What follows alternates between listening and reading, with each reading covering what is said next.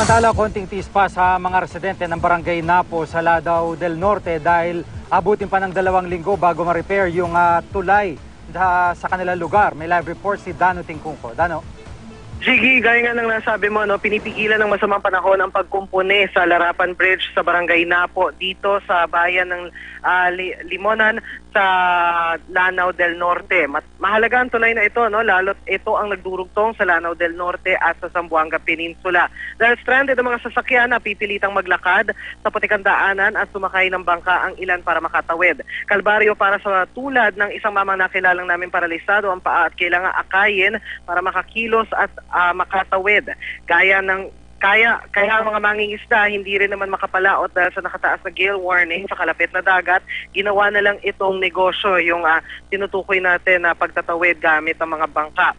Super muna sila rito sa mga gustong tumawid at kung yung mangingisda may pump boat, 20 pesos kada tao ang singil at yung bangkang desagwan naman, 10 piso kada tao ang singil. Isang access road na yari isang concrete pipes ang ginagawa ng DPWH para sa mga sasakyang kailangang itawid sa Zamboanga Peninsula.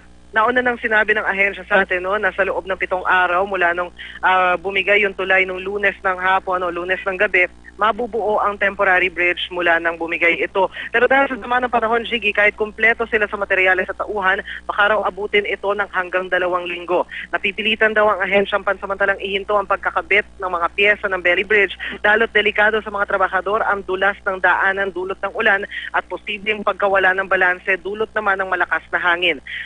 Jiggy, sa Iligan City naman tuloy rin ang agam-agam ng mga taga roon na maulit ang flash flood sa gitna ng patuloy na ulan. Sa Barangay Buruon nga, banayad ang Mimblot Falls ng aming datnan, pero nung Lunes, muntik na raw burahin ang lakas ng agos ng talon ang Barangay Buruon sa mapa. Wala na ang tubig pero bakas pa rin ang pinsala sa Sergeant Miguel Canoy Central School. Natakot na raw ang mga magulang ng mga mag-aaral na papasukin ang mga bata matapos bahain ang paaralan. Sa lakas daw ng agos, bumigay ang bahagi ng perimeter fence ng paaralan at nabasa at nasira rin ang mga bagong K-12 materials ng mga grade 2 students sa bahaging iyon ng paaralan.